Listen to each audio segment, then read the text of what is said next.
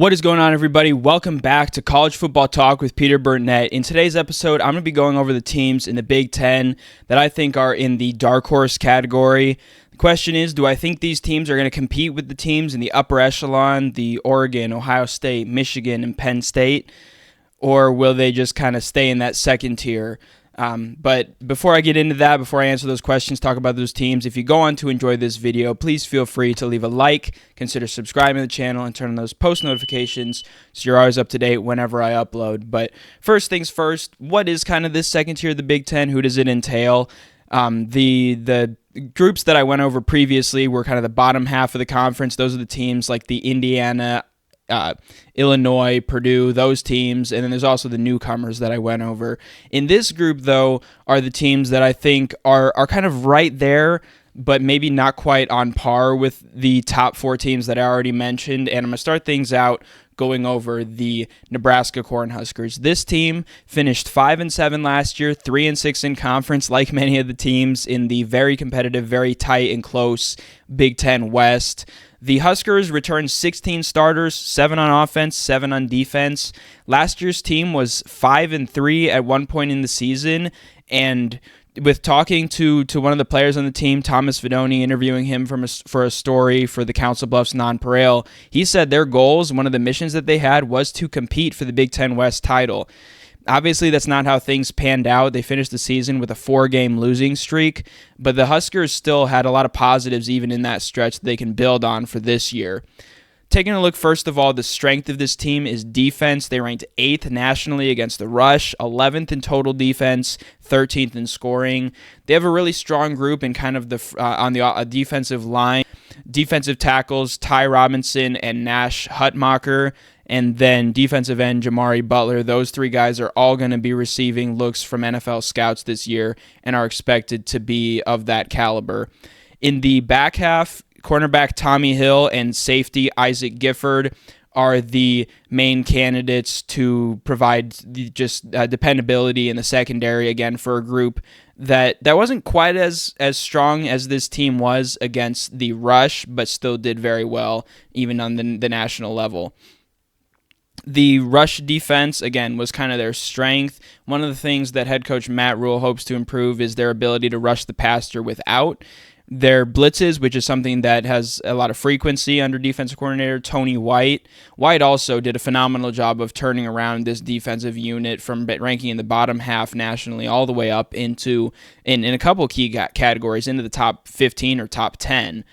This Nebraska team, on the offensive side of the ball, they have 4 offensive linemen returning, led by right tackle Bryce Benhart. That's really important, especially as they start to work in freshman quarterback Dylan Raiola, who's the expected starter. Raiola's received a lot of attention, especially in the last week or so, after a picture of him kind of went viral for his similar appearance to Patrick Mahomes. He even wears the number 15, he said, because of growing up as a fan of Tim Tebow. But there's a lot of similarities between these two, both in their appearance and even the way they kind of look on the field.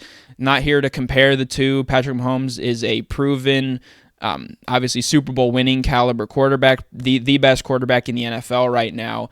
But I think Raiola definitely has kind of a similar body type to Mahomes. He had a couple of throws during the Nebraska spring game, the red-white game, where he kind of threw side-armed and looked a little bit, as we hear Chris Collinsworth like to say, a little bit Mahomey. So he'll lead the offense. I think he is an improvement over Henrik Harburg, who was the quarterback last year, and will be helped greatly by having that experienced O-line in front of him. In terms of who he's throwing to, a couple of transfer wide receivers, Jamal Banks from Wake Forest and Isaiah Nair from Texas, provide some valuable options and an improvement on that side. Wide receiver Alex Bullock and then Fidone, as I mentioned already, those are two guys who are more dependable options, very, very consistent, and can get some chunk yardage. And then in terms of speed, the main guy is Jalen Lloyd. He was a track star here locally, first at Omaha Central, then at Omaha West Side. Got to see him run on the track and also do long jump and triple jump. And he is really a speedster on the outside, and he showcased that in the spring game as well. This team, I think it's very likely they could be 7-0 before their showdown in Columbus at Ohio State. I think their schedule is manageable up until that point. They'll have a tough home game against Colorado, and the game before the Ohio State one is home against Rutgers. I think those are both tests, but honestly, I would expect this team to be 7-0 at the worst. I think 6-1 is reasonable. If they have issues that popped up last year, they don't improve on those. Obviously, it could be worse than that. But I think going to that Ohio State game, 7-0, they're in a really good position. Their last four, I think, are tough games, but they're all winnable. They're home against UCLA, at USC, and home against Wisconsin before, obviously, their final game of the season at Iowa. I think those last two are going to be vitally important. I'll talk more about why here in a little bit. But I think it's reasonable to say that in that stretch, they could go 3-1. I'd expect them to probably drop at least one of those and the game to Ohio State. But that would put them, best case scenario, I think their ceiling is 10-2. And I think their floor is probably 7-5. I think they're still a really solid team and have a favorable schedule enough that they can compete and put themselves, at least to the midway point of the season in the Big Ten race. Coming in next is Wisconsin. I think they have a little bit of a tougher road to get to where they want to get into to kind of crack that top half of the Big Ten. They were 7-6 last year. They did well in conference, 5-4. They have 15 starters coming back, 8 on offense and 5 on defense. The first year under Luke Fickell kind of went as expected, I would say, maybe a little bit below expectations. They had some good losses, quality losses overall. Obviously, you still want to win those games. Their only bad loss last year was to Indiana, who was the worst team in the Big Ten. Other than that, they did a fair job. Quarterback Tyler Van Dyke comes in from Miami. With the Hurricanes, in his first 4 games last year, he had 11 turnovers, but then he came in after kind of sitting the bench for part of the year and threw for 617 yards and 3 touchdowns in the last 2 games of the season. If he could play a little bit more like he did in those last 2 games, the Badgers could be in a good position to make some strides forward offensively. They're obviously, as they have year after year, going to depend on that ground game. Ches Malusi has been a little bit more of a platoon back. He's rushed for 2,000 yards in his 5 years. And then Tawi Walker comes in from Oklahoma. And then 4 offensive linemen starters come back, including and being joined by a transfer at center, Jake Renfro, coming in from Fickell's last stop, Cincinnati. And then the wide receivers that Van Dyke will be looking to throw to are Will Pauling and Bryson Green. Defensively, like usual, this is a top 40 defense, so they maybe took a slight step back last year, but they still ranked 20th overall in scoring, and again, kind of in those low 30s in rush, pass, and total defense. In the front, they've got one returning starter on the line, James Thompson Jr., the defensive lineman.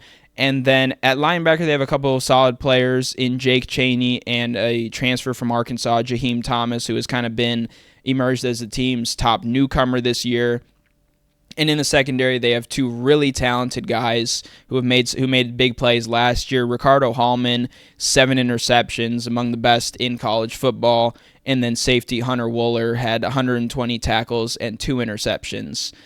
Their schedule, again, is tougher. They have home games against Alabama, Penn State, and Oregon, and then they go on the road to USC, Iowa, and Nebraska.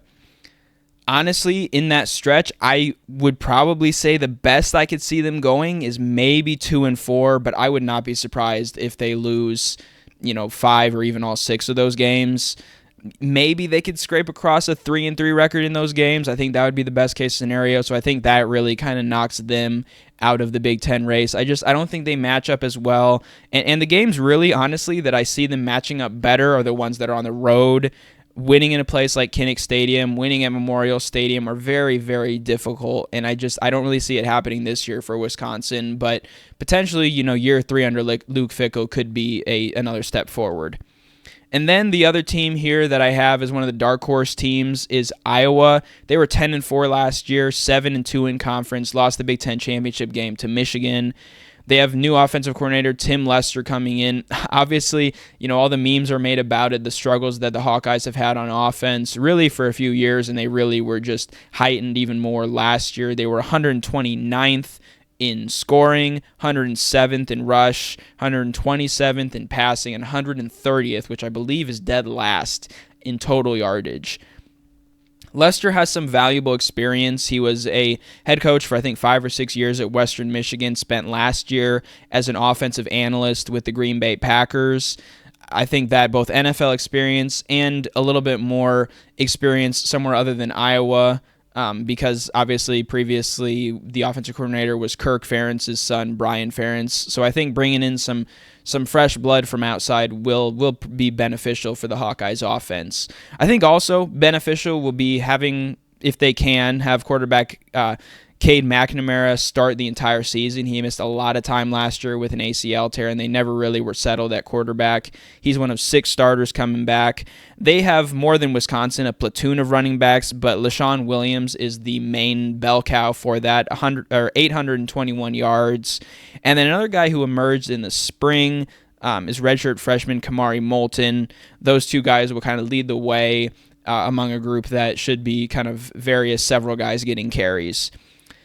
Defensively, the Hawkeyes were one of the best teams in the country. They were 4th in scoring, 5th against the pass, 7th total, and 15th against the rush. Nobody else leads that, I think, better than linebacker Jay Higgins. He tied the Iowa single-season record for tackles with 171 last year, and he pairs with Nick Jackson at linebacker. At the cash position is Sebastian Castro, who was an All-Big Ten selection last year. He should continue to step into that role, which is kind of that nickelback versatile role. In the secondary, you have safeties, strong safety Xavier Nwankpa, and free safety Quinn Schulte. And then cornerbacks Jamari Harris and John Nestor are the 2 guys who start there, cornerback Nestor being kind of one to watch for the Hawkeyes. Then up front, they have 2 guys who have started a lot of games, Deontay Craig and Maya Black. And then 2 guys who were more in backup roles last year but have a lot of experience are Aaron Graves and Ethan Herkett. Those 2 guys combined for 10.5 tackles for loss last year. So this defensive unit, not only are they talented, and they proved that last year, they have some of their biggest players coming back this year. Obviously gone is Cooper DeJean to the NFL. He was a valuable piece for the Hawkeyes, both in their defense and even getting some points on the board with his ability to return punts as well. This Hawkeyes team, their schedule, I think, is certainly more manageable than Wisconsin's. It's pretty similar to Nebraska's. They're home against Iowa State in the Cyhawk game. They go to Ohio State on the road. That one's tough. They host Washington, who's also kind of right in this group of the dark horse teams. I think the amount of losses that they have will be tough for them to overcome, and they have a really tough schedule against the Big Ten. So technically speaking, they're in the category of dark horse contenders. I don't think they're really going to compete much. And then Iowa obviously also has those games against Wisconsin and to wrap up the season against Nebraska. I think out of these 3 teams, I think Nebraska and Iowa are a step above Wisconsin this year. And I think that game, the Heroes game, will really decide which of these teams finishes higher. Honestly, to answer the question for this video, I don't think either one will be really in the competition for the Big Ten championship, but I think that game to wrap up the regular season very well could see both of these teams at 8-3, maybe even one of them at 9-2, going for 10 wins this season. But those are kind of my expectations. Those are my predictions. I think Wisconsin's probably closer to something like 7 wins this year. Overall, a couple other teams that maybe could fall under this are Maryland. I think they have a favorable schedule and a good team coming back and improved defense as well. Rutgers is there because they have an easier schedule, but I just don't see them winning games like the one against Nebraska, but they are kind of in this category as well, and Northwestern would be 1, USC 2, but let me know your thoughts on who you think will emerge as kind of a dark horse contender in the Big Ten this year, if any of these teams outside that main 4 will be able to compete with the likes of Oregon, Ohio State, Michigan, and Penn State. And what your kind of expectations are for the Big Ten.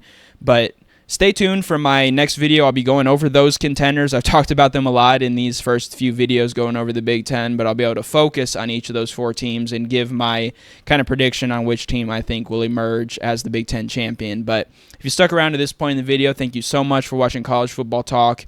I'm your host, Peter Burnett, signing out. Peace.